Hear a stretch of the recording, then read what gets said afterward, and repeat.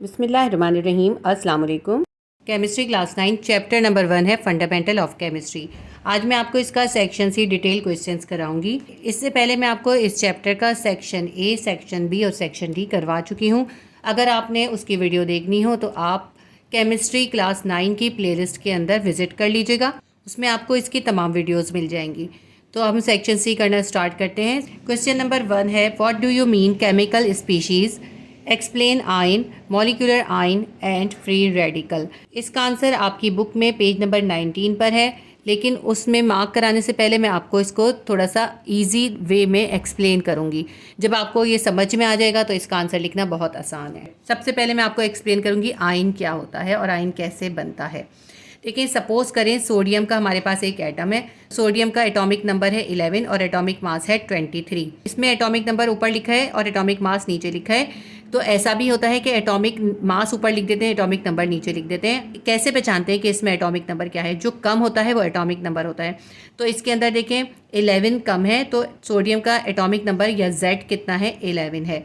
जितना atomic number होता है उतने ही नंबर ऑफ प्रोटॉन भी होते हैं, यानी प्रोटॉन भी 11 है। जितने प्रोटॉन होते हैं उतने ही इलेक्ट्रॉन्स होते हैं, यानी इलेक्ट्रॉन्स कितने हैं? इलेक्ट्रॉन भी 11 है। अब ये जो प्रोटॉन्स होते हैं ये एटम के न्यूक्लियस के अंदर होते हैं। इसके अंदर जो प्रोटॉन है वो कितने हैं? 11 है न्यूक्लियस के अंदर।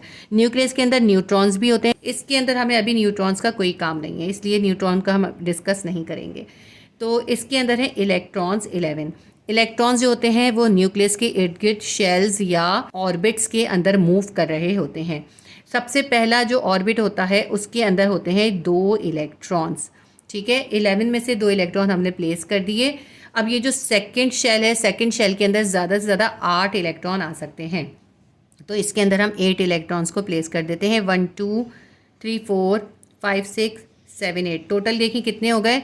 ये 8 और 2 कितने हो गए? 10 हो गए। और हमें कितने इलेक्ट्रॉन प्लेस करने? हमें 11 इलेक्ट्रॉन प्लेस करने। हमारे पास कितना इलेक्ट्रॉन बच गया? 1 इलेक्ट्रॉन बच गया। ठीक है, तो सोडियम के पास ये 1 इलेक्ट्रॉन जो है इसके लास्ट शेल के अंदर है। और ये देखें, इसका फर्स्ट शेल है K, ये दूसरा शेल है L और तीसरा शेल है M। M शेल के अंदर सिर्फ 1 इलेक्ट्रॉन है। सोडियम को इलेक्ट्रॉनिक कॉन्फ़िगरेशन को कंप्लीट करने के लिए, यानी अपना ऑक्टेट रूल कंप्लीट करने के लिए 8 इलेक्ट्रॉन चाहिए होते हैं आउटर मोस्ट शेल के अंदर। अब ये इसका आउटर मोस्ट शेल है, 1 इलेक्ट्रॉन पहले से, यानी इसको 7 इलेक्ट्रॉन लेने पड़ेंगे।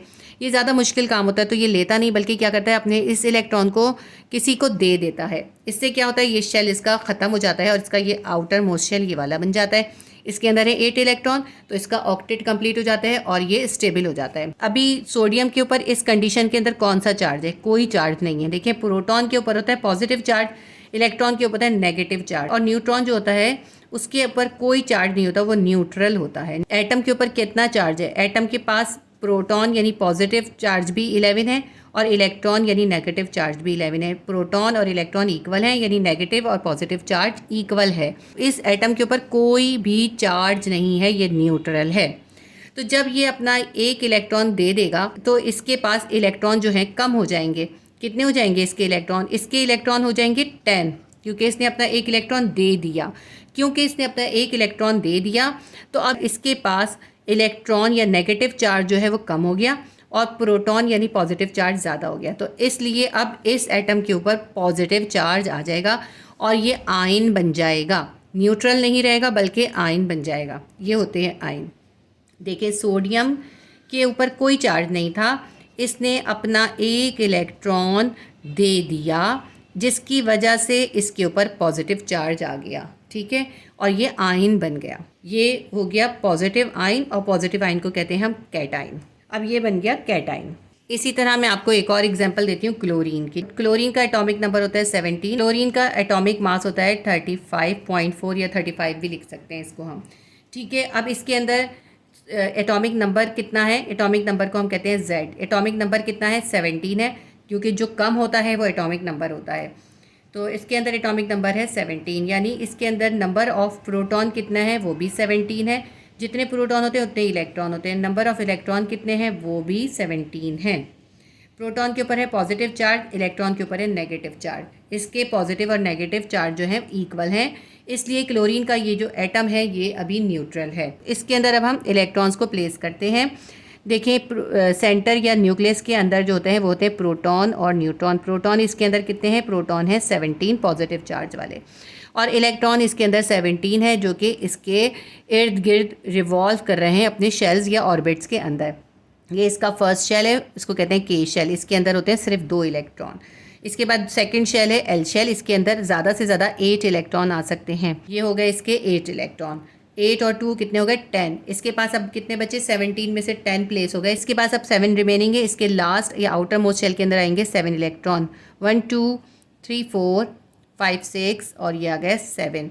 अब देखिए इसका आउटर मोस्ट शेल कैसे कंप्लीट होगा? जब इसके अंदर 8 इलेक्ट्रॉन होंगे, 8 इलेक्ट्रॉन होंगे, यानी इसका ऑक्टेट कंप्लीट होगा, तो ये इसका आउटर मोस्ट शेल कंप्लीट हो जाएगा और ये स्टेबल हो जाएगा। अभी इसके ऊपर कौन सा चार्ज है? अभी इसके ऊपर कोई चार्ज नहीं है, ये न्यूट्रल है, क्योंकि इसके ऊपर पॉजिटिव चार्ज यानी प्रोटॉन भी 17 है और नेगेटिव चार्ज यानी इलेक्ट्रॉन भी 17 है। लेकिन अब इसको अपना ऑक्टेट कंप्लीट करना है। ऑक्टेट कंप्लीट करने के लिए क्या करता है?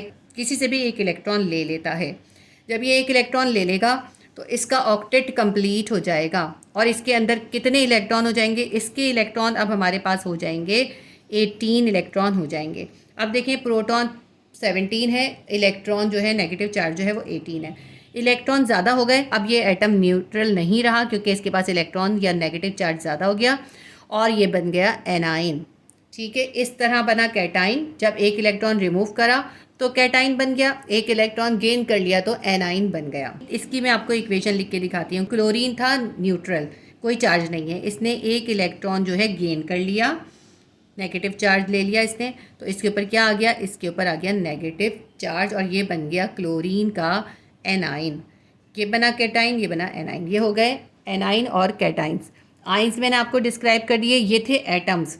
अगर कोई मॉलिक्यूल है हमारे पास, मॉलिक्यूल क्या होता है? जब 2 या 2 से ज़्यादा एक जैसे या मुख्तलिफ किस्म के एटम आपस में कंबाइन होते हैं तो वो मॉलिक्यूल बनाते हैं। मॉलिक्यूल न्यूट्रल है।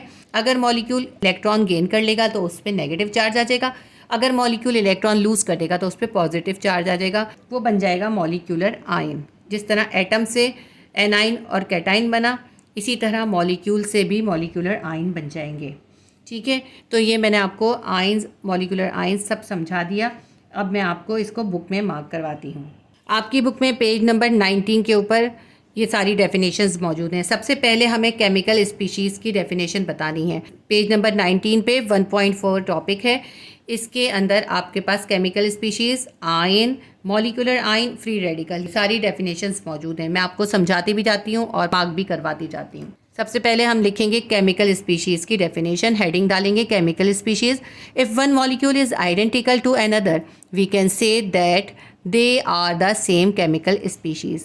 अगर किसी चीज़ के अंदर एक जैसे मॉलिक्यूल हैं वो कहलाएगी एक ही केमिकल स्पीशीज़, यानी एक जैसे मॉलिक्यूल मिलके जो कोई केमिकल या कोई सब्सटेंस बनाते हैं वो केमिकल स्पीशीज़ कहलाती है। Chemical species is a chemical entity such as particular atom, ion और molecule। Chemical species जो है किसी भी particular ion, atom या molecule की जो है खुसूसियत या खासियत होती है। ये हो गई chemical species की definition। आप पूरी यहाँ से यहाँ तक लिखेंगे। इसके बाद है ions। ions जो है 2 तरह के हैं, anions और cations। सबसे पहले हम ions की heading डालेंगे, उसके बाद हम लिखेंगे ions is an atom or group of atom having a charge on it। अगर कोई एटम या फिर एटम का ग्रुप उसके ऊपर कोई चार्ज आ जाए तो वो आयन बन जाता है। द चार्ज में भी पॉजिटिव और नेगेटिव। ये चार्ज नेगेटिव भी हो सकता है और पॉजिटिव भी हो सकता है। There are 2 types of ion, cations and anions. 2 तरह के आयन्स होते हैं, एक होता है कैटाइन, दूसरा होता है एनाइन। अब उसके बाद आप हेडिंग डालेंगे कैटाइंस की। Cations are formed when an atom loses electron from its outermost shell. अगर कोई एटम अपने आउटर मोस्ट शेल से एक एटम को या एक से ज़्यादा एटम को लूज़ कर देता है तो उससे वो एटम जो है कैटाइन बन जाता है। For example sodium, potassium are cations. जैसे आपको सोडियम और पोटेशियम की एग्जांपल दिए। सोडियम न्यूट्रल है, जब इसने एक इलेक्ट्रॉन लूज़ कर दिया तो इस पर पॉजिटिव चार्ज आ गया और ये कैटाइन बन गया। देखें इसके ऊपर यहाँ पे पॉजिटिव चार्ज आ गया, अब ये न्यूट्रल नहीं रहा। इसके बाद हम एनाइन की हेडिंग डालेंगे और उसके बाद लिखेंगे एन एटम और group of atom that has a negative charge on it is called A9. एक एटम या एक ग्रुप ऑफ एटम जिसके ऊपर नेगेटिव चार्ज आ जाए वो कहलाता है anion. Anion is form by the gain और addition of electron of an atom. जब किसी एटम के अंदर एक या एक से ज़्यादा इलेक्ट्रॉन का गेन या एडिशन हो जाता है तो वो एनाइन बना लेता है। For example chlorine and oxygen. इसकी एग्जाम्पल क्लोरीन और ऑक्सीजन से दिए। क्लोरीन की जो मैंने आपको समझाई थी वही है, chlorine plus one electron gives chlorine negative, chlorine A9 या नेगेटिव। देखें इसके ऊपर ये छोटा सा जो है नेगेटिव चार्ज है। क्लोरीन ने जब एक इलेक्ट्रॉन को गेन कर लिया तो क्लोरीन का एनाइन बन गया और इसके ऊपर नेगेटिव चार्ज आ गया। क्योंकि ये एक इलेक्ट्रॉन गेन कर रहा है इसलिए यहाँ पे माइनस के साथ 1 भी आता है। 1 हम लिखते नहीं है। अगर ये 2 इलेक्ट्रॉन गेन करता तो -2 आता। जैसे ऑक्सीजन 2 इलेक्ट्रॉन गेन करता है तो ऑक्सीजन के ऊपर -2 आता है। ठीक है, ये हो गया आयन और आयन्स की दोनों टाइप्स। पूरा लिखेंगे आप क्योंकि लॉन्ग क्वेश्चन है, और हेडिंग्स भी इसमें ऐड करेंगे कैटाइंस की और एनाइन की। इसके बाद है molecular ion. When a molecule loses और gain electron the species form called molecular ion. एक मॉलिक्यूल जो है जब वो इलेक्ट्रॉन को लूज़ कर देता है या गेन कर लेता है तो जो चीज़ बनती है, जो स्पीशीज़ बनती है वो कहलाती है मॉलिक्यूलर आयन। देखिए मॉलिक्यूल क्या चीज़ होती है, जब मुख्तलिफ़ किस्म के एटम्स, एक या एक से ज़्यादा एटम्स आपस में कंबाइन करते हैं तो वो मॉलिक्यूल बना देते हैं। एक मॉलिक्यूल है उस पर कोई चार्ज नहीं है, उसके नेगेटिव और पॉजिटिव चार्ज जो है इक्वल हैं, यानी उसके इलेक्ट्रॉन और प्रोटॉन इक्वल हैं, तो उस पर कोई चार्ज नहीं है, वो न्यूट्रल है। लेकिन अगर वो इलेक्ट्रॉन लूज़ कर देगा तो उस पर पॉजिटिव चार्ज आ जाएगा, और अगर इलेक्ट्रॉन गेन कर लेगा तो उस पर नेगेटिव चार्ज आ जाएगा। अब यहाँ से आगे पढ़ लेते हैं। Molecule ion also possess positive और negative charge like any ion. बिल्कुल जिस तरह आयन्स के अंदर पॉजिटिव और नेगेटिव चार्ज होता है इसी तरह मॉलिक्यूलर आयन्स के अंदर भी पॉजिटिव और नेगेटिव चार्ज होता है। If it has negative charge known as anionic molecular ion. अगर कोई मॉलिक्यूल इलेक्ट्रॉन को गेन कर लेता है तो उसके ऊपर नेगेटिव चार्ज आ जाता है और उससे कहते हैं एनायनिक मॉलिक्यूलर आयन। और अगर पॉजिटिव चार्ज वो गेन कर लेता है यानी कि इलेक्ट्रॉन को लूज़ कर देता है तो फिर वो कहलाता है कैटायनिक मॉलिक्यूलर आयन। ठीक है, if they have positive charge known as cationic molecular ion. For example CH4। वैसे अगर हम CH4 लिखें, अगर ये न्यूट्रल है तो इस पर कोई पॉजिटिव और नेगेटिव नहीं आएगा, लेकिन अगर ये इलेक्ट्रॉन को लूज़ करता है और इसके ऊपर पॉजिटिव चार्ज आ जाता है तो ये जो मॉलिक्यूल है ये बन जाता है कैटायनिक मॉलिक्यूलर आयन। इसी तरह सल्फ़र डाइऑक्साइड है SO2। ये एक मॉलिक्यूल है सल्फ़र डाइऑक्साइड का, इसके ऊपर अभी कोई चार्ज नहीं है, इसका मतलब है न्यूट्रल है। लेकिन अगर ये 2 इलेक्ट्रॉन को गेन कर लेता है इसके ऊपर आ जाता है -2 का चार्ज और ये बन जाता है एनायनिक मॉलिक्यूलर आयन। ठीक है, जैसे कैटाइंस और एनाइंस होते हैं इसी तरह कैटायनिक मॉलिक्यूलर आयन और एनायनिक मॉलिक्यूलर आयन होते हैं। ये दोनों टॉपिक कंप्लीट हो गए। इसके बाद हेडिंग डालते हैं फ्री रेडिकल की।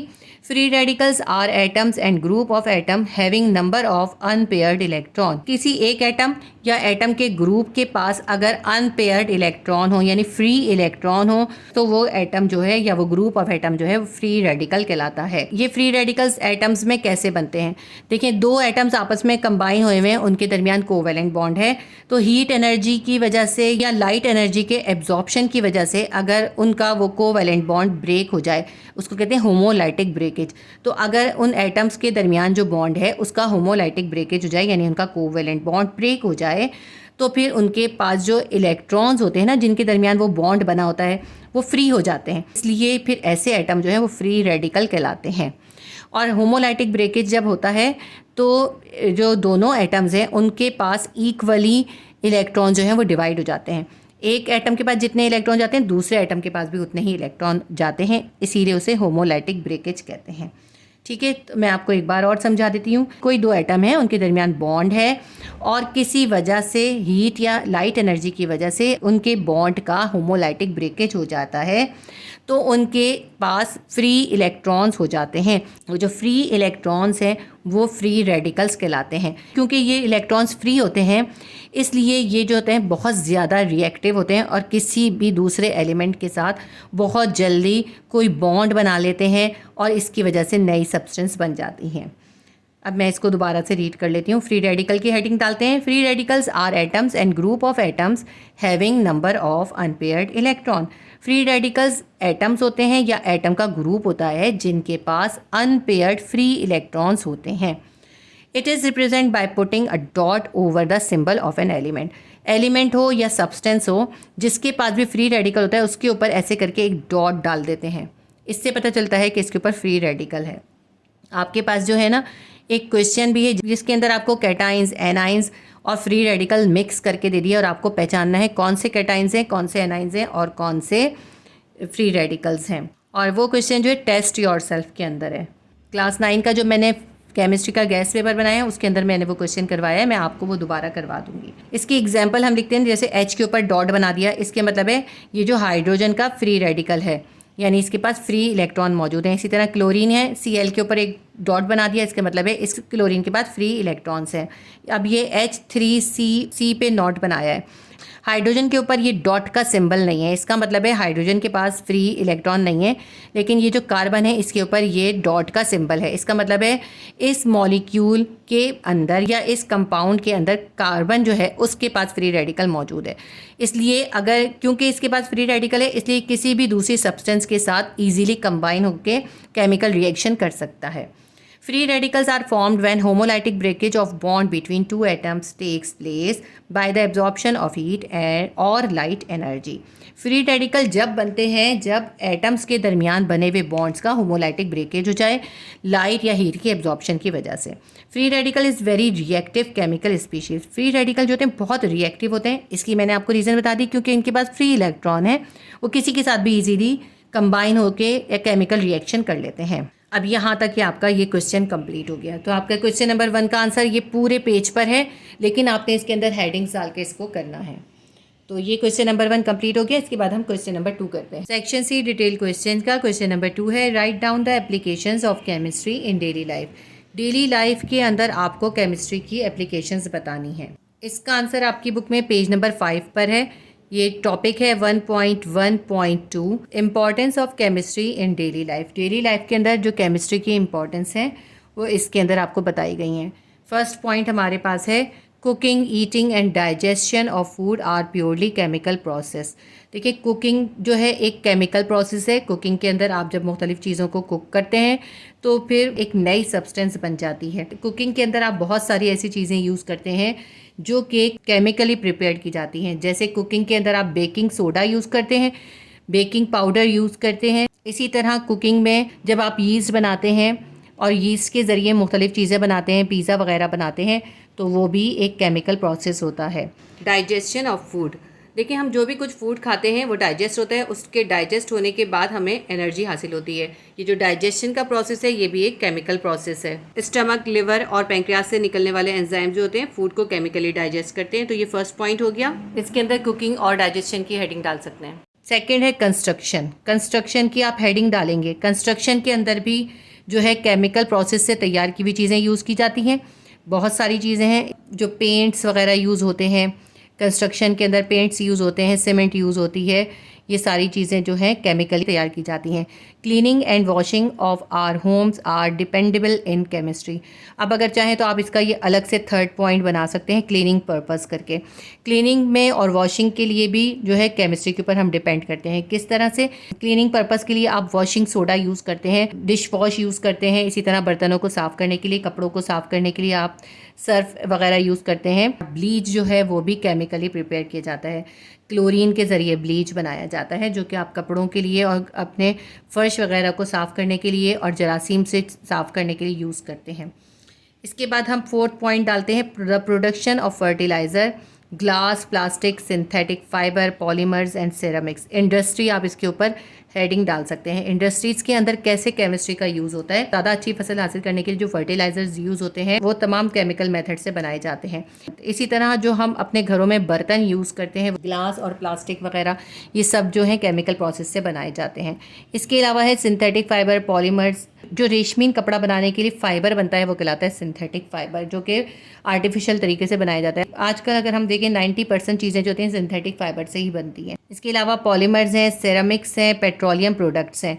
पेट्रोलियम जब ज़मीन के अंदर से निकाला जाता है तो उस एक पेट्रोलियम से बहुत सारी चीज़ें केमिकल प्रोसेस के ज़रिए हासिल की जाती हैं। उसके अंदर से गैस भी निकलती है जिसको हम फ्यूल के तौर पे यूज़ करते हैं। उसके अलावा उसके अंदर से पेट्रोल निकलता है, डीजल निकलता है। जब पेट्रोलियम को ज़मीन से निकाला जाता है तो उसके ज़रिए बहुत सारी चीज़ों को एक्सट्रैक्ट किया जाता है केमिकल प्रोसेस के ज़रिए। इसको मैं रीड करती हूँ। Petroleum product, soaps and detergents are based on chemistry. Soaps वगैरह भी केमिकल मेथड से बनाए जाते हैं और डिटर्जेंट्स जिसको हम कपड़े धोने में यूज़ करते हैं वो भी केमिकली प्रिपेयर किए जाते हैं।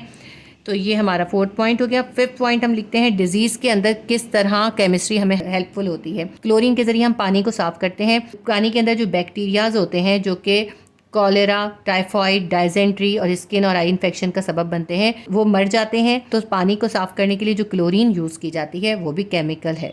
ठीक है। The disease transmitted through impure drinking water as cholera, typhoid, dysentery, skin and eye infection can be control with the help of chlorine treatment to kill the pathogenic organism to obtain pure water. तो chlorine से हम पानी के अंदर मौजूद bacteria और harmful pathogenic organism को ख़त्म करते हैं, जिससे हम बीमारियों से जैसे कॉलरा, टाइफाइड और डायजेंट्री वगैरह से महफूज रहते हैं। The chlorine is most important chemical which is use commercially to produce more than 1000 compound which are use in chemical industries as bleaching agent, disinfectant, solvent, pesticides, refrigerants. ठीक है। क्लोरीन कहते हैं इतनी इम्पॉर्टेंट केमिकल है जिससे तकरीबन 1000 compounds बनाए जाते हैं। वो 1000 कंपाउंड जो हैं केमिकल इंडस्ट्री में भी यूज़ होते हैं, ब्लीचिंग एजेंट के तौर पर भी यूज़ होते हैं, डिसइंफेक्टेंट के तौर पर यूज़ होते हैं, सॉल्वेंट के तौर पर यूज़ होते हैं, पेस्टिसाइड्स और रेफ्रिजरेट्स के तौर पर भी यूज़ होते हैं। PVC and drugs are all miracles of chemistry. आप चाहें तो इसका एक अलग सा पॉइंट बना सकते हैं, ये 6 पॉइंट होता है, इसका 7 पॉइंट बना देते हैं। PVC and drugs are all the miracles of chemistry. जो प्लास्टिक बनाया गया है ना, पॉलीविनाइल क्लोरेट, ये होता है प्लास्टिक। देखिए प्लास्टिक के ज़रिए आज हमारी इंडस्ट्रीज जो है कितनी चेंज हो चुकी है। हमारी डेली लाइफ के अंदर प्लास्टिक का कितना ज़्यादा यूज़ है, हर चीज़ तकरीबन प्लास्टिक की होती है। ये जो प्लास्टिक की प्रिपरेशन है और मुख्तलिफ़ किस्म की दवाइयाँ भी केमिकल प्रोसेस से बनती हैं, तो ये भी एक केमिस्ट्री का मिरेकल है। ठीक है। 7 पॉइंट्स के अंदर आप मेडिसिन की हेडिंग डाल सकते हैं। तमाम पॉइंट्स में हेडिंग डालिएगा। सबसे फर्स्ट पॉइंट के अंदर आप कुकिंग की हेडिंग डाल सकते हैं। सेकंड पॉइंट के अंदर आप फर्टिलाइज़र्स की हेडिंग डाल सकते हैं और थर्ड पॉइंट के अंदर आप प्योरीफाइंग इम्प्योर ड्रिंकिंग वाटर डाल सकते हैं हेडिंग, और 6 पॉइंट के अंदर आप क्लोरीन डाल दें। 7 पॉइंट के अंदर आप जो है PVC एंड ड्रग्स डाल दीजिए। ठीक है। तो ये आपके 7 इसके पॉइंट कंप्लीट हो गए। क्वेश्चन नंबर 2 का आपका ये आंसर आ गया। देखिए अगर ये क्वेश्चन लॉन्ग में आएगा तो आपको ये पूरा लिखना चाहिए, लेकिन अगर ये शॉर्ट में क्वेश्चन आता है तो सिर्फ 4 पॉइंट्स लिखने होते हैं। आप इसमें से कोई भी 4 पॉइंट्स अपनी मर्जी के चूज़ करके लिख सकते हैं। ये सब जो है ना, फर्टिलाइज़र, ग्लास, प्लास्टिक, ये सब अलग अलग करके आप शॉर्ट में लिख सकते हैं।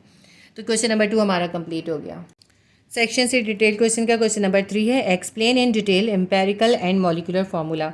एम्पेरिकल और मॉलिक्यूलर फार्मूला आपको इसके अंदर डिटेल में एक्सप्लेन करना है। पहले मैं आपको इसको एक्सप्लेन करूंगी, फिर मैं बुक में से आपको मार्क कराऊंगी आपने क्या क्या लिखना है। देखिए एम्पेरिकल और मॉलिक्यूलर फार्मूला में बहुत मामूली सा डिफरेंस है, बहुत इजीली आप इसको समझ सकते हैं। एम्पेरिकल फार्मूला किसी मॉलिक्यूल में मौजूद तमाम एटम्स की टाइप और उनके दरमियान जो रेशो होता है वो शो करता है, यानी किसी मॉलिक्यूल के अंदर कौन कौन से एटम हैं और किस रेशो में है, ये हमें एम्पेरिकल फार्मूला से पता चल जाता है। जबकि मॉलिक्यूलर फार्मूला वो फार्मूला होता है जो कि हमें किसी मॉलिक्यूल में मौजूद तमाम एटम्स का एक्चुअल नंबर शो करता है, यानी किसी मॉलिक्यूल में या किसी सब्सटेंस में कौन कौन से एटम्स हैं और उनका एक्चुअल नंबर या उनकी एक्चुअल तादाद क्या है, ये हमें मॉलिक्यूलर फार्मूले से पता चलती है। जैसे अगर बेंजीन है, बेंजीन का मॉलिक्यूलर फार्मूला है C6H6। इसका मतलब है हमें कंफर्म पता है जब कार्बन के 6 एटम और हाइड्रोजन के 6 एटम आपस में कंबाइन करते हैं तो बेंजीन बनता है। तो ऐसा फार्मूला जिसके अंदर हमें उस फार्मूले के अंदर मौजूद एलिमेंट्स भी पता हो और उनके एटम्स का एक्चुअल नंबर भी पता हो कि उनके अंदर कितने कितने एटम आपस में कंबाइन कर रहे हैं, वो कहलाता है मॉलिक्यूलर फार्मूला।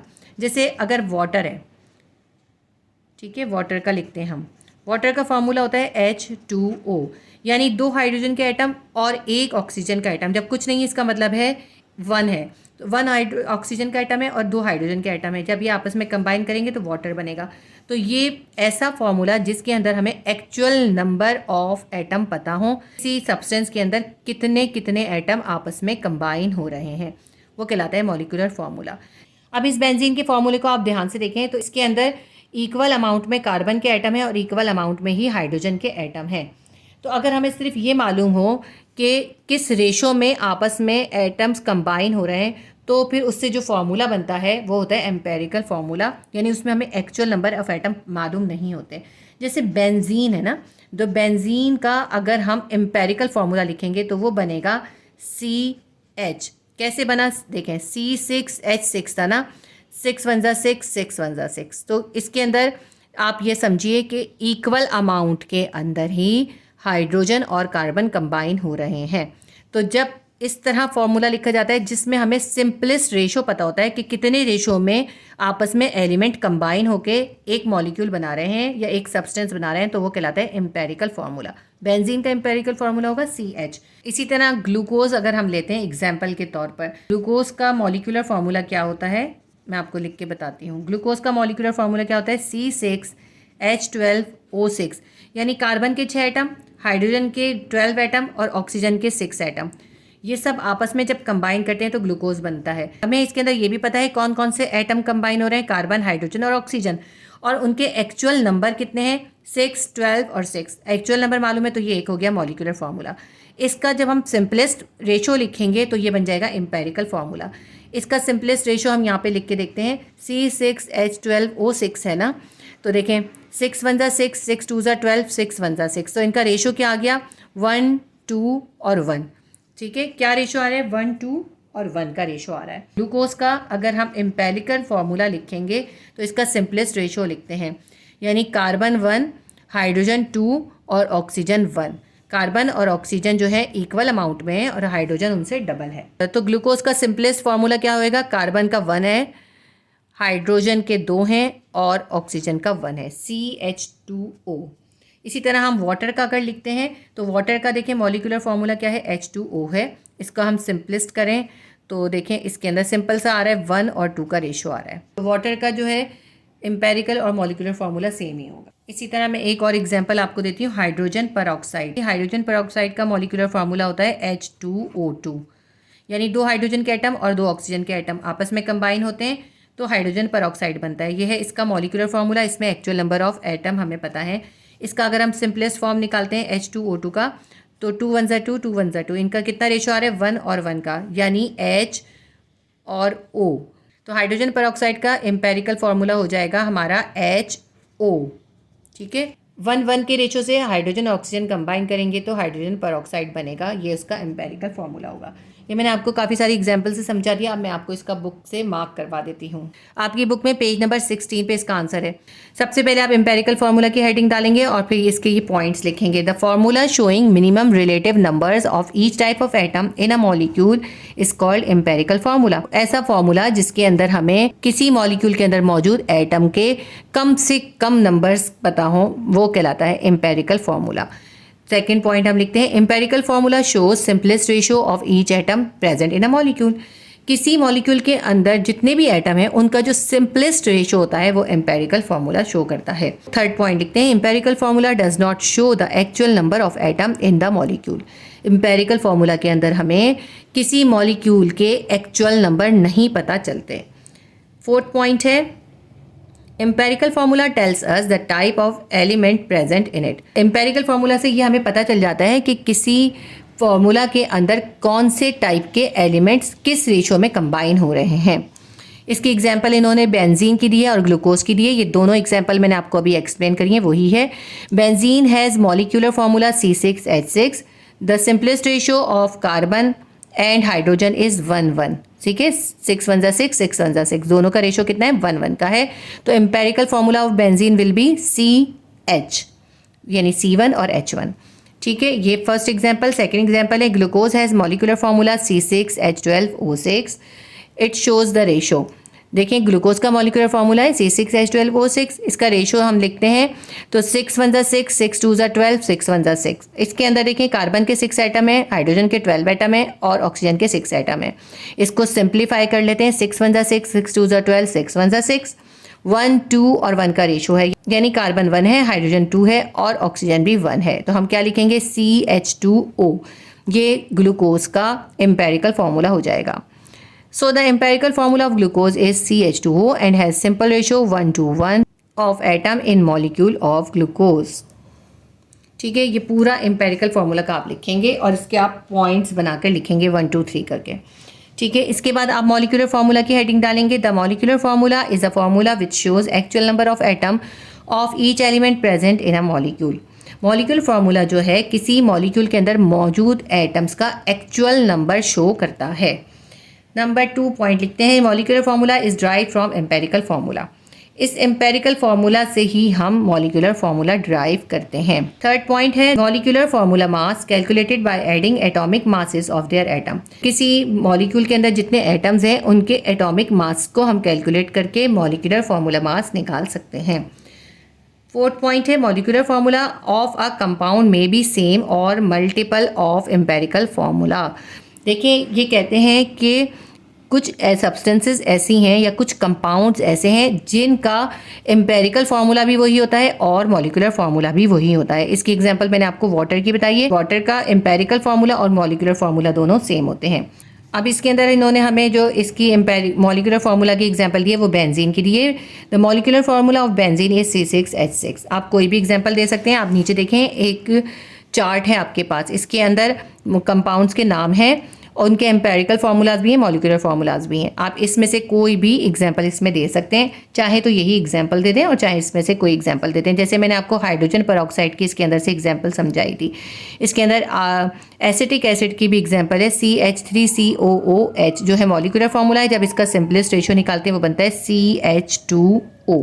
क्योंकि देखिए एम्पेरिकल फार्मूला जो होता है वो सिंपलेस्ट रेशियो होता है ना, इसलिए एक या एक से ज़्यादा सब्सटेंसेस के एम्पेरिकल फार्मूला सेम हो सकते हैं।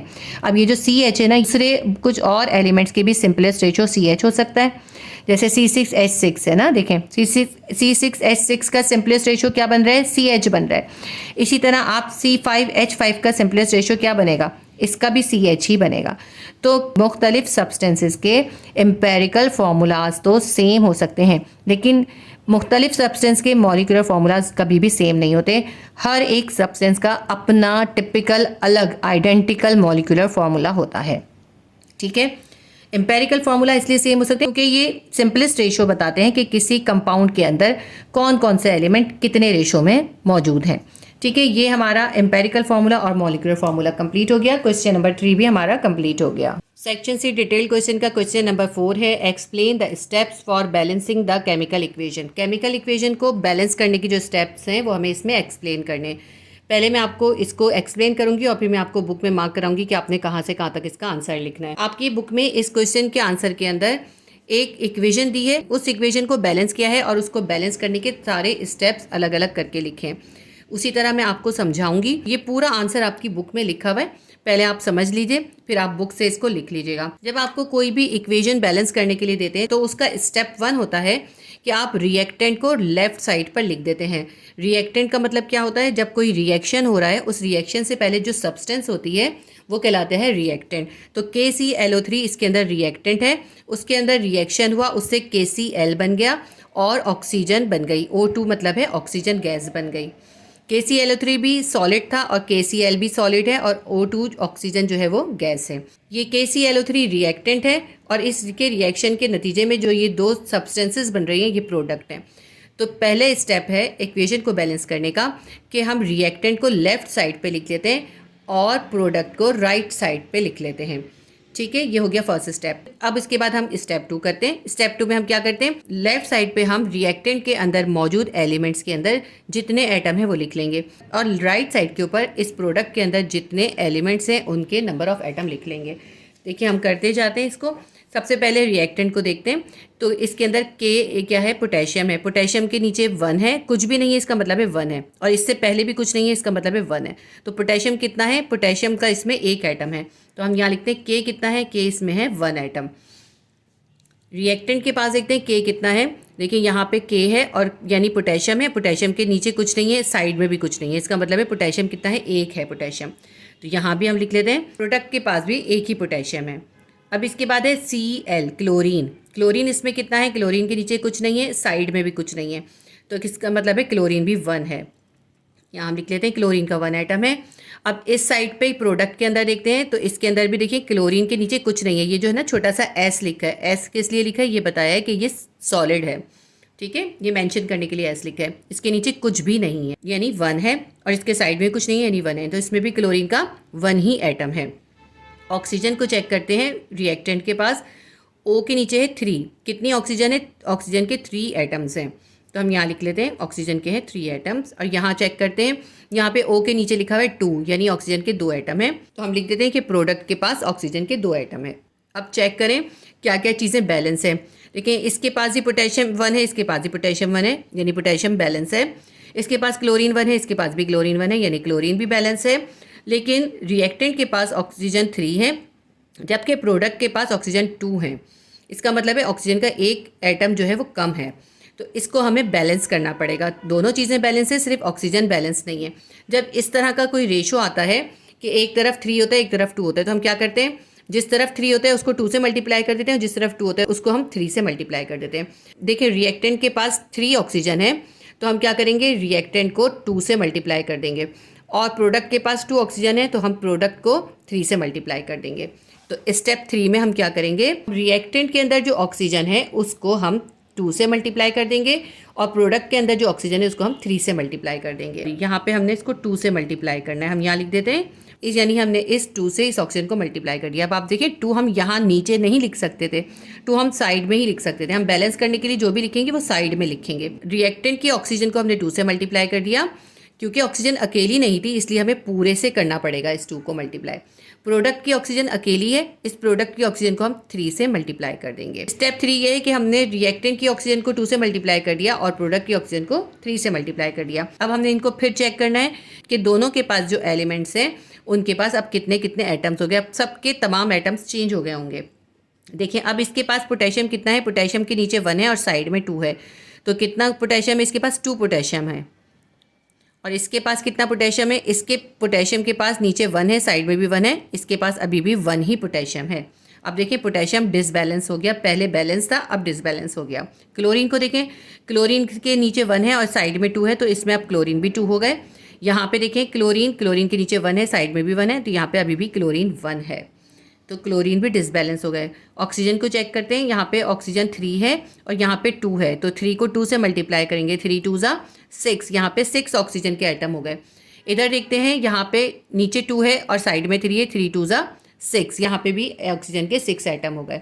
देखिए ऑक्सीजन बैलेंस हो गया, लेकिन पोटेशियम और क्लोरीन डिसबैलेंस हो गया। अब हमें इसको दोबारा बैलेंस करना पड़ेगा। अब स्टेप 4 में हम क्या करेंगे, अब हमें इस पोटेशियम क्लोरेट को बैलेंस करना है। रिएक्टेंट के पास पोटेशियम 2 है और क्लोरीन 2 है, जबकि प्रोडक्ट के पास पोटेशियम 1 है और क्लोरीन भी 1 है। इसका मतलब है यहाँ पे हमें 2 लगाने की ज़रूरत है, जिससे क्या होगा, ये पोटेशियम और क्लोरीन 2 हो जाएंगे। नेक्स्ट स्टेप पे इसको बैलेंस करते हैं। अब देखिए अब हमारी इक्वेशन बन गई 2KClO3 गिव्स KCl + 3O2। अब इसके अंदर हमारे पास मसला क्या है, ये पोटेशियम और क्लोरीन बैलेंस नहीं है, तो हम क्या करेंगे, यहाँ पे 2 ऐड कर देंगे। पोटेशियम क्लोरेट से पहले 2 ऐड कर देंगे, इससे क्या होगा, ये तमाम चीज़ें बैलेंस हो जाएंगी। इसको हम पहले चेक कर लेते हैं। स्टेप 4 के अंदर हमने प्रोडक्ट के पोटेशियम क्लोरेट यानी KCl को 2 से मल्टीप्लाई करा है। अब इसके बाद हम चेक करेंगे कि ये बैलेंस हुए या नहीं। तो हम रिएक्टेंट और प्रोडक्ट के अंदर मौजूद एलिमेंट्स के नंबर ऑफ आइटम अलग अलग लिख लेते हैं। अब रिएक्टेंट को चेक करते हैं, A के नीचे 1 है और साइड में 2 है, तो कितने पोटेशियम है, इसके पास 2 पोटेशियम है। और इसके पास प्रोडक्ट के पास देखें, K के नीचे 1 है, साइड में 2 है, यहाँ पे भी पोटेशियम कितने हो गए, 2 हो गए। रिएक्टेंट के क्लोरीन कितने हैं, क्लोरीन के नीचे 1 है, साइड में 2 है, तो क्लोरीन कितने हैं, 2 हैं। और प्रोडक्ट के अंदर क्लोरीन कितने हैं, क्लोरीन के नीचे 1 है, साइड में 2 है, तो यहाँ पे प्रोडक्ट के पास भी 2 क्लोरीन हो गए। देखिए क्लोरीन और पोटेशियम यहाँ बैलेंस नहीं थे, यहाँ बैलेंस हो गए सिर्फ यहाँ पे 2 ऐड करने से। अब ऑक्सीजन को देखते हैं, रिएक्टेंट के पास ऑक्सीजन कितने हैं, ऑक्सीजन है यहाँ पे 3 और यहाँ पे 2, 3 2 ज़ा 6, रिएक्टेंट के पास है 6 ऑक्सीजन। प्रोडक्ट को देखते हैं, प्रोडक्ट के पास कितने हैं, 3 2 ज़ा 6, प्रोडक्ट के पास भी 6 ऑक्सीजन है। अब देखें पोटेशियम, क्लोरीन, ऑक्सीजन, प्रोडक्ट और रिएक्टेंट के पास जितने भी एलिमेंट्स थे वो तमाम के तमाम बैलेंस हो गए। पोटेशियम, क्लोरीन, ऑक्सीजन तीनों के तीनों बैलेंस हो गए। तो अब हमारी ये इक्वेशन जो है बैलेंस हो गई। ठीक है, ये है 4 स्टेप्स जो कि किसी इक्वेशन को बैलेंस करने के लिए हम करते हैं। आपकी बुक के अंदर भी यही एग्जाम्पल गिवन की है, इसलिए मैंने आपको इसी एग्जाम्पल से समझाया है। इसी चैप्टर की सेक्शन डी की वीडियो के अंदर मैंने तमाम इक्वेशंस को बैलेंस करना सिखाया है, बहुत इजी तरीके से। अगर आप इक्वेशन को बैलेंस करना सीखना चाहते हैं तो आप केमिस्ट्री क्लास 9 की प्लेलिस्ट के अंदर विजिट कर लीजिएगा। उसमें आप चैप्टर 1 के सेक्शन डी की वीडियो देखिएगा, उसके अंदर आपको इक्वेशन को बैलेंस करने का तरीका आ जाएगा। इसके अलावा भी मैं आपको एक अलग वीडियो के अंदर एग्जाम के अंदर आने वाली मोस्ट इंपॉर्टेंट इक्वेशंस को बैलेंस करना सिखाऊंगी। अब मैं आपको बुक के अंदर मार्क करा देती हूँ कि आपने क्या लिखना है। आपकी बुक में इसका आंसर पेज नंबर 22 पर है।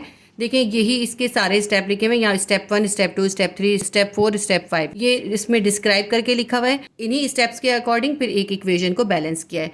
आप चाहें तो ये स्टेप भी लिख सकते हैं, बट ये नेसेसरी नहीं है, आप सिर्फ यहाँ से भी लिख सकते हैं।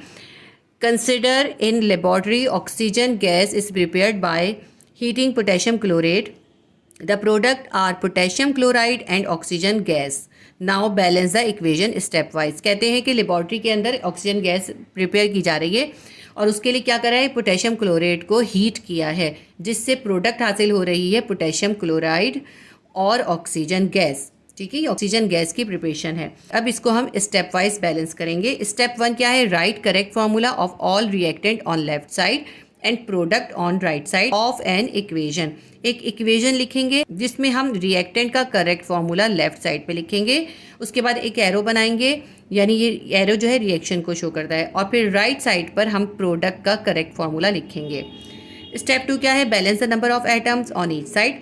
अब हम इस इक्वेशन के दोनों साइड के ऊपर नंबर ऑफ एटम्स को बैलेंस करेंगे। पहले हम चेक करेंगे कि अगर अनबैलेंस होंगे तो फिर हम उनको बैलेंस करेंगे। सबसे पहले हमने चेक करा रिएक्टेंट के अंदर पोटेशियम 1 है, क्लोरीन 1 है, ऑक्सीजन 3 है, और प्रोडक्ट के अंदर पोटेशियम 1 है, क्लोरीन 1 है, ऑक्सीजन 2 है। इससे हमें पता चला कि रिएक्टेंट के पास जो ऑक्सीजन है वो ज़्यादा है और प्रोडक्ट के पास ऑक्सीजन कम है। अब इसको हम आगे पढ़ते हैं। We see that potassium and chlorine elements have same number of atom on both side of equation. हमने ये देखा कि पोटेशियम और क्लोरीन जो है इक्वेशन के दोनों साइड पर सेम है, but oxygen is not balance because 3 atom on reactant side and 2 atoms on product side. मगर ऑक्सीजन की जो है वो बैलेंस नहीं है, ऑक्सीजन के एटम जो है वो बैलेंस नहीं है। रिएक्टेंट के साइड पे 3 ऑक्सीजन के एटम है और प्रोडक्ट के साइड पे 2 ऑक्सीजन के एटम है। अब हम स्टेप 3 करते हैं। Now multiply the formula KClO3 with coefficient 2 on reactant side and 3 in front of oxygen on product side to balance the oxygen atom। अब हम क्या करेंगे, पोटेशियम क्लोराइड यानी जो रिएक्टेंट का साइड है उसको हम 2 के कोएफिशिएंट से मल्टीप्लाई कर देंगे। हमने क्या करा, 2 KClO3 कर दिया। उसके बाद हम करेंगे कि प्रोडक्ट के साइड पर ऑक्सीजन को जो है 3 के कोएफिशिएंट से मल्टीप्लाई कर देंगे। अब उसके बाद हम चेक करते हैं कि इन तमाम एलिमेंट्स के एटम्स अब कितने कितने हो गए। रिएक्टेंट के पास 2 पोटेशियम हो गए, 2 ही क्लोरीन हो गए, और ऑक्सीजन कितने हो गए, 3 2 6, ऑक्सीजन हो गए 6। अब हम प्रोडक्ट के चेक करते हैं। तो प्रोडक्ट के पास जो है, देखिए यहाँ पे K से पहले हमने कुछ भी नहीं लगाया, तो इसलिए K यहाँ पे अभी भी 1 है। तो पोटेशियम भी 1 है, क्लोरीन भी 1 है, और ऑक्सीजन कितने हो गए, 3 2 6, ऑक्सीजन 6 हो गए। चेक करने से हमें पता चला ऑक्सीजन तो बैलेंस हो गया, लेकिन पोटेशियम और क्लोरीन जो है अनबैलेंस हो गया। तो इक्वेशन को बैलेंस करने के लिए हम प्रोडक्ट के KCl को हम 2 के कोएफिशिएंट से मल्टीप्लाई कर देंगे। स्टेप 4 पढ़ लेते हैं। Now again check and balance the equation by placing 2 in front of KCl on product side. अब हम प्रोडक्ट के साइड पे KCl से पहले 2 लिख देंगे, यानी KCl को 2 से मल्टीप्लाई करेंगे। फिर उसके बाद हम नंबर ऑफ एटम को दोबारा से चेक करेंगे। तो अब हमारी इक्वेशन क्या बन गई, हमारी इक्वेशन बन गई 2 KClO3 gives 2 KCl plus 3 O2। और अब इसके अंदर देखिए कितने पोटेशियम है। अब इसके रिएक्टेंट के पास 2 पोटेशियम है और प्रोडक्ट के पास भी 2 पोटेशियम है। अब इसके अंदर रिएक्टेंट के पास 2 क्लोरीन है, प्रोडक्ट के पास भी 2 क्लोरीन है। रिएक्टेंट के पास 6 ऑक्सीजन है और प्रोडक्ट के पास भी 6 ही ऑक्सीजन है। इसका मतलब है रिएक्टेंट और प्रोडक्ट के पास जितने एलिमेंट हैं उनके नंबर ऑफ एटम जो है वो बैलेंस हो गए। इसको देखें, ये जो बैलेंस करके इसको चेक करके यहाँ पर लिखा हुआ है। इसके बाद हम लिखेंगे now this equation is balance. यहाँ पर इसका आंसर कंप्लीट हो जाएगा। तो आपका क्वेश्चन नंबर 4 का आंसर भी कंप्लीट हो गया। सेक्शन सी डिटेल क्वेश्चन का क्वेश्चन नंबर 5 है, name the branches of chemistry and discuss any 5 branches. Chemistry की तमाम ब्रांचेस के नाम लिखने और उनमें से कोई 5 ब्रांचेस आपको डिस्कस करनी है। इस क्वेश्चन का आंसर आपकी बुक में पेज नंबर 6 के ऊपर है। पेज नंबर 6 पे तमाम केमिस्ट्री की ब्रांचेस के नाम लिखे हुए हैं। देखिए, सबसे पहले है फिजिकल केमिस्ट्री, उसके बाद है ऑर्गेनिक केमिस्ट्री, उसके बाद है इनऑर्गेनिक केमिस्ट्री, फिर है biochemistry, industrial chemistry, nuclear chemistry, environmental chemistry, analytical chemistry, medical chemistry, quantum chemistry, green chemistry. अब इसमें से आपको सिर्फ 5 डिस्क्राइब करनी है। इस तरह इस सिंपल तरीके से भी आपसे कोई 4 या 5 डिस्कस करने के लिए कह सकते हैं। इस तरह भी ये शॉर्ट क्वेश्चन आ जाता है, लेकिन इस ईयर में यही क्वेश्चन बहुत डिफरेंट तरीके से आया है। उसके अंदर उन्होंने आपको केमिस्ट्री की ब्रांचेस बताने के लिए नहीं कहा, बल्कि आपको कुछ स्पेसिफिकेशंस दे दी। उससे आपको पहचानना है कि ये जो इन्होंने स्पेसिफिकेशन दी है वो केमिस्ट्री की कौन सी ब्रांच से रिलेट करती है। यानी आपको उन गिवन स्टेटमेंट्स के जरिए केमिस्ट्री की ब्रांच को पहचानना है। जब इस तरह घुमाकर क्वेश्चन पूछते हैं तो बच्चे बड़े कंफ्यूज जाते हैं, इसलिए ज़रूरी है कि आप इन तमाम ब्रांचेस को बहुत अच्छी तरह समझ के पढ़ लीजिए, रटे नहीं, समझ के पढ़ लें। बोर्ड एग्जाम में ये क्वेश्चन किस तरह से आया है, इसके लिए आप ये 2024 का केमिस्ट्री का पेपर देख सकते हैं। इसमें देखिए क्वेश्चन नंबर 4 है, the following statements belongs to which branch of chemistry. आपको स्टेटमेंट्स को पढ़ना है और बताना है कि ये केमिस्ट्री की कौन सी ब्रांच से बिलोंग करते हैं। फर्स्ट स्टेटमेंट है, the chlorofluorocarbons are responsible for the depletion of ozone layer. Chlorofluorocarbons की वजह से ओजोन लेयर की डिप्लीशन हो रही है। इस स्टेटमेंट से पता चल रहा है कि ये जो केमिस्ट्री की ब्रांच है ये है एनवायरमेंटल केमिस्ट्री, क्योंकि एनवायरमेंटल केमिस्ट्री की वो ब्रांच है जिसमें हम केमिकल्स वगैरह का नेचर के ऊपर और प्लांट्स और एनिमल्स के ऊपर इफेक्ट को स्टडी करते हैं। तो क्लोरोफ्लोरोकार्बन जो है वो केमिकल्स हैं, उनकी वजह से जो ओजोन की लेयर की डिप्लीशन हो रही है वो हम एनवायरमेंटल केमिस्ट्री के अंदर स्टडी करते हैं। सेकंड स्टेटमेंट है, that investigate the properties of ammonia gas. Ammonia gas की प्रॉपर्टीज हम कौन सी ब्रांच में इन्वेस्टिगेट करते हैं। देखिए केमिस्ट्री की जो ब्रांच है फिजिकल केमिस्ट्री, उसके अंदर हम तमाम एलिमेंट्स की और कंपाउंड्स वगैरह की प्रॉपर्टीज को स्टडी करते हैं। तो सेकंड स्टेटमेंट जो है वो फिजिकल केमिस्ट्री से बिलोंग करता है। थर्ड स्टेटमेंट है, that find out the quantity and quality of paracetamol in Panadol tablet. Panadol tablet के अंदर पैरासीटामोल की जो मेडिसिन होती है उसकी क्वांटिटी और क्वालिटी फाइंड करते हैं। ये जो एनालिटिकल केमिस्ट्री है, एनालिटिकल केमिस्ट्री के अंदर किसी भी सब्सटेंस के अंदर मौजूद कंपोनेंट्स का या उसके अंदर मौजूद इंग्रेडिएंट्स की क्वांटिटी और क्वालिटी फाइंड करते हैं। तो इस स्टेटमेंट का ताल्लुक है केमिस्ट्री की ब्रांच एनालिटिकल केमिस्ट्री से। तो ये एक इम्पॉर्टेंट क्वेश्चन जो कि 2024 में आया था वो भी मैंने आपको साथ साथ डिस्क्राइब कर दिया, ताकि आपको पता चल जाए कि एग्ज़ाम के अंदर किस तरह से क्वेश्चंस आते हैं और आपने उनको किस तरह अटैम्प्ट करना होता है। अब इस क्वेश्चन को आगे करते हैं हम। इस वक्त मैं आपको इस क्वेश्चन के अकॉर्डिंग सिर्फ 5 इंपॉर्टेंट ब्रांचेस करवा देती हूँ। आमतौर पे वो इन्हीं ब्रांचेस में से आता है और ज़रूरी नहीं होता कि वो आपको चॉइस दें, बाज़ औक़ात वो अपनी मर्ज़ी की कोई भी 4 या 5 ब्रांचेस दे देते हैं, उन्हीं का आपको आंसर लिखना होता है। तो तमाम ब्रांचेस करें तो ज़्यादा बेहतर रहेगा और समझ कर करें। क्वेश्चन नंबर 5 का आंसर हम करते हैं। सबसे पहले हम ब्रांचेस ऑफ केमिस्ट्री की हेडिंग डालेंगे और इन तमाम ब्रांचेस के नाम लिख देंगे। उसके बाद हमने 5 डिस्क्राइब करनी है। सबसे पहले हम डिस्क्राइब करेंगे physical chemistry. Physical chemistry is the branch of chemistry which deal with relationship between composition and physical properties of matter. Physical chemistry की वो ब्रांच है जिसमें हम मैटर के फिजिकल प्रॉपर्टीज़ और उसकी कंपोजिशन के दरमियान जो रिलेशनशिप है उसके बारे में पढ़ते हैं। It also deals with the laws and principle governing the combination of atom and molecule in chemical reaction. जब केमिकल रिएक्शन होता है, एटम और मॉलिक्यूल आपस में कंबाइन करते हैं, तो वो जिन प्रिंसिपल या जिन लॉज के बेस के ऊपर करते हैं वो भी हम फिजिकल केमिस्ट्री में पढ़ते हैं। नंबर 2 है organic chemistry. Organic chemistry is the branch of chemistry which deal with hydrocarbons and their derivatives. Organic chemistry is the study of structure. Organic chemistry की वो ब्रांच है जिसमें हम हाइड्रोकार्बन्स के मुतालिक पढ़ते हैं और उनकी डेरिवेटिव्स के मुतालिक पढ़ते हैं, यानी कार्बन और हाइड्रोजन से बने हुए कंपाउंड्स और उन कंपाउंड्स के नतीजे में जो मुख्तलिफ चीज़ें बनती हैं उनके बारे में पढ़ते हैं। Organic chemistry is the study of structure, properties, composition, reaction and preparation of carbon containing compound. Organic chemistry के अंदर हम कार्बन के कंपाउंड्स की प्रिपरेशन, कॉम्पोजिशन, रिएक्शन और उनकी प्रॉपर्टीज़ और उनका स्ट्रक्चर स्टडी करते हैं, which include the hydrocarbon except oxide, carbonate, bicarbonate and cyanides. इसके अंदर तमाम हाइड्रोकार्बन्स आ जाते हैं, लेकिन इसके अंदर ऑक्साइड, कार्बोनेट्स, बाइकार्बोनेट्स और साइनाइड्स नहीं आते। The gasoline, plastic, detergent, dyes, food additives, natural gas and medicines are the studies in the organic chemistry. ये जो gasoline, plastic, detergent, dyes, food, इन तमाम के मुतालिक जो है हम ऑर्गेनिक केमिस्ट्री में पढ़ते हैं।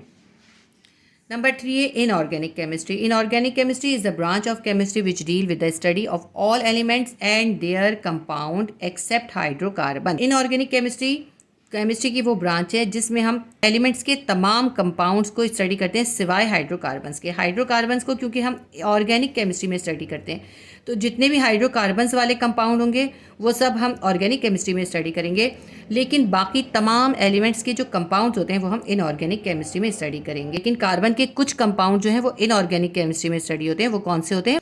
वो होते हैं oxide, carbonate, bicarbonate and cyanide. ये वो मखसूस कार्बन के कंपाउंड्स हैं जो कि इनऑर्गेनिक केमिस्ट्री में स्टडी किए जाते हैं। इसके बाद हम आगे पढ़ते हैं। These compounds are generally obtained from non living things. Inorganic chemistry के अंदर जो कंपाउंड्स होते हैं वो नॉन लिविंग थिंग्स से जनरेट किए जाते हैं।